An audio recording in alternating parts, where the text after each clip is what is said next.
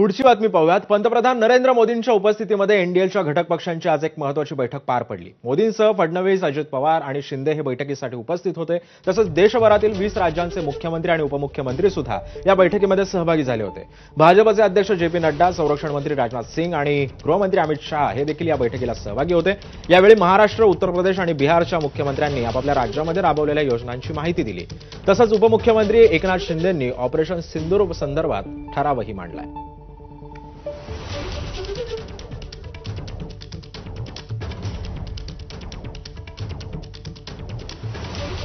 त्यामुळे आज एनडीएच्या घटक पक्षांची एक बैठक नवी दिल्लीमध्ये पार पडली। याच्यामध्ये जवळपास सर्व राज्यांचे मुख्यमंत्री आणि उपमुख्यमंत्री सुद्धा उपस्थित होते। दरम्यान एनडीएच्या बैठकीमध्ये उपमुख्यमंत्री एकनाथ शिंदे नेमकं काय काय म्हणाले होते पाहूयात ग्राफिक्सच्या माध्यमातून। जो हमसे टकराएगा वो मिट्टी में मिल जाएगा हे आता खरं ठरलंय।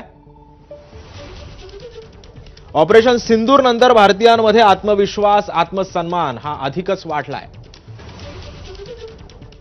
केंद्र सरकारच्या धोरणाला, सैन्याच्या शौर्याला आणि पंतप्रधान मोदींच्या धाडसाला सलाम। माझ्या नसानसांमध्ये रक्त नव्हे तर गरम सिंदूर वाहतंय, या वाक्यानं भारतीयांमध्ये उत्साह आहे। देशाला अभिमान आहे की 140 कोटी भारतीयांना नरेंद्र मोदींसारखा धाडसी पंतप्रधान मिळालाय। गंभीर सुरक्षा संकटातही मोदींनी नेहमीच सैन्याला पूर्णपणे पाठिंबा दिलाय। ऑपरेशन सिंदूर हे भारताच्या शांततेच्या प्रवासामध्ये अडथळा आणणाऱ्यांना चोख उत्तर आहे।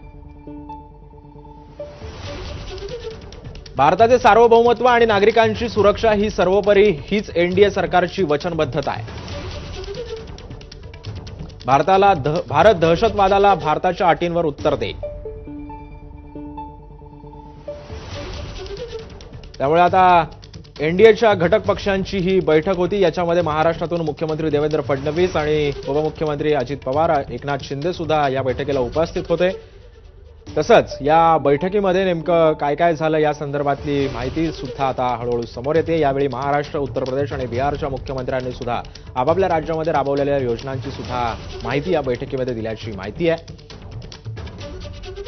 यामध्ये या बैठकीला भाजपचे अध्यक्ष जे पी नड्डा, संरक्षण मंत्री राजनाथ सिंह आणि गृहमंत्री अमित शाह सुद्धा या बैठकीमध्ये सहभागी झाले होते।